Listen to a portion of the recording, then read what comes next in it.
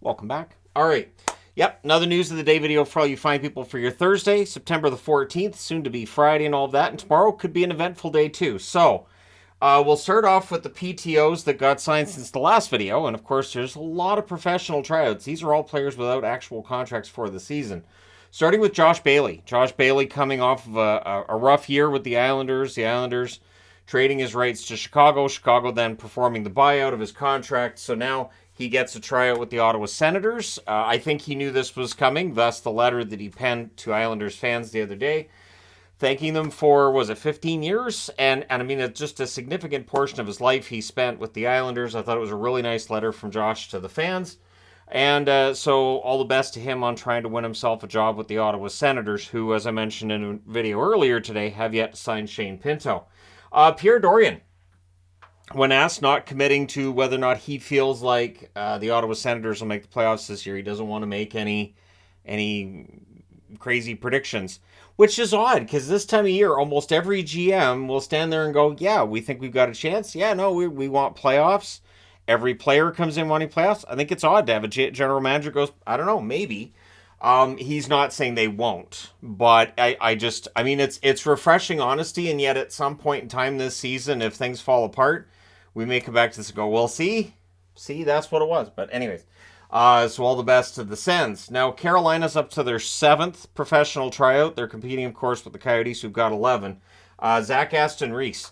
Aston-Reese, it surprises me he doesn't have a contract. I thought he had a good year last year. I thought he played well. I'm really surprised he doesn't have a tryout. Like, there's a team just down the road in Vancouver that I think could have used Aston-Reese in their bottom 6, but that's me. So I think Carolina gets a good one here if they find room in their lineup for him, and should he get a contract. Speaking of contracts, a big day for Canuck fans tomorrow as the Tyler Myers $5 million signing bonus gets paid out tomorrow.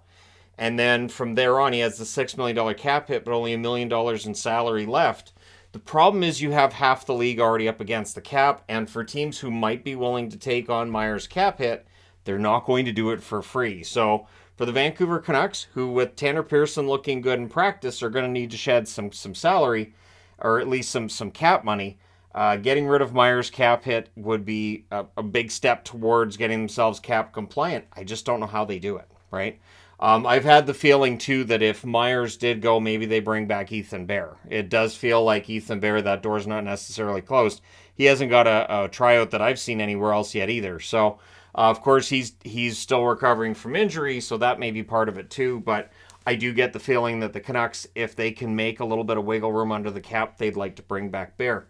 Coming back to the Blue Jackets. So there's the fan who will say, I don't trust Mike Babcock. There are those who absolutely love Mike Babcock. They think he's great. Now, what's going on with this investigation is simple. So, and we'll go all the way back and go through the whole mess. So Paul Bissonnette, of course, kind of gets this ball rolling, saying, hey, this happened. Photos are being shown in Mike's office. You know, he's getting guys' phones and putting up photos, and this is uncomfortable. Players aren't happy. So first you get Columbus Blue Jackets, Mike Babcock, and Boone Jenner, who was named initially, all saying everything's fine, there's nothing to see here. The NHL and the NHLPA say everything's fine, nothing to see here. However, that changed. It changed during the day. There were players who said, actually, I wasn't comfortable. And it appears it was the younger members of the Blue Jackets who were not comfortable. The veterans probably just shrugged it off and said, it's fine. It's Mike, right? It's one of its idiosyncrasies. It's Babcock. It's what you got. But so they had a meeting today with the NHLPA members that I talked about in a video earlier today, and apparently that got pretty intense. Elliot Friedman reporting that things got pretty intense, and so this hasn't gone away. The feeling was that it had gone away, there was nothing there, it was a big old nothing burger, but now it really isn't. And so tomorrow, there was a meeting scheduled between the NHL and the NHLPA, people at the top tomorrow anyways. But this is going to be a topic of discussion tomorrow, apparently. So I don't know what's going to happen coming out of this. Again, I mentioned this morning, I didn't think anything necessarily would come out of it. But if there are players who've come forward and said no, and again, we don't know what happened, so we can only speculate on what happened. And of course, it's going to depend on your point of view. If you think Babcock's a good coach and there's no problems with any of his methods and everybody, they're all just a big bunch of babies, well, then it's fine, right? But if you're of the opinion that, Babcock has had a bit of a checkered past and you don't really trust him on this, then your opinion is going to be skewed in the other direction. I am doing my best through all this reporting to just, keep all emotion out of it and just say, here's what's being reported, here's what's going on. So right now, we're in a situation where the NHL and the NHLPA are going to meet again tomorrow after the NHLPA heads met today with members of the Blue Jackets who did apparently have some problem with Mike Babcock with what was done. And again, do we know 100% what happened? No, and it's kind of a hearsay situation unless somebody took a video of it. Ironically, that'd be with their phone, right? But anyways, we'll see what comes out of the meeting tomorrow. I really hope this thing gets put to bed. I like wearing Columbus jerseys. I have a Columbus jersey of this nature with my name and number on the back, but I really want to kind of put this to bed and talk about the hockey that's going on and the preseason, which we'll get into in a bit here. But it does feel like, while this story felt like it was all wrapped up, it's not. And so we're still waiting for that finish, right?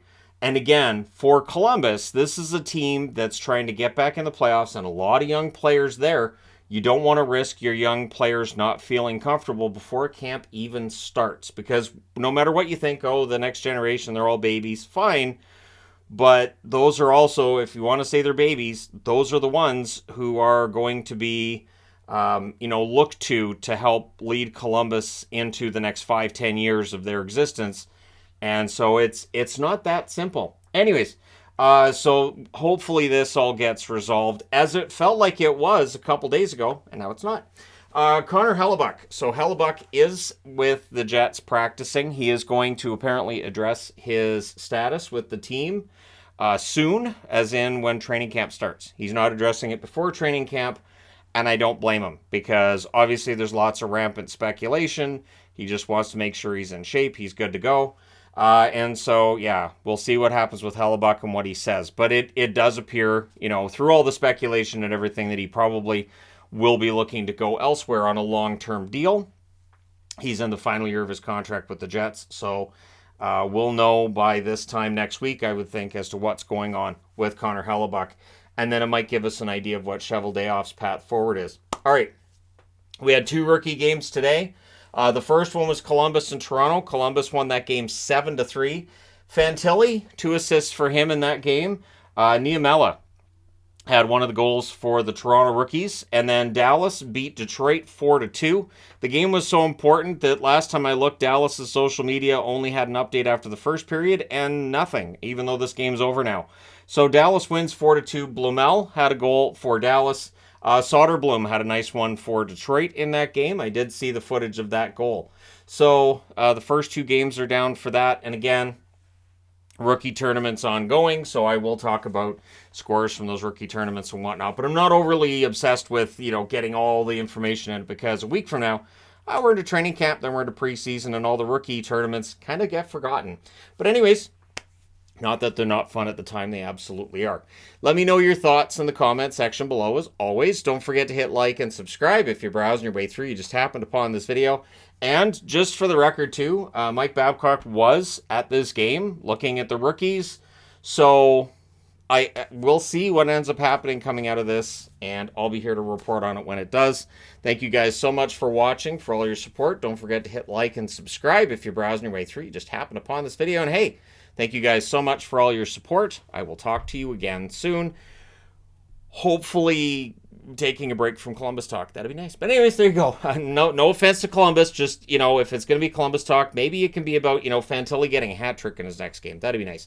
Thank you guys so much for all your support. I'll talk to you again soon.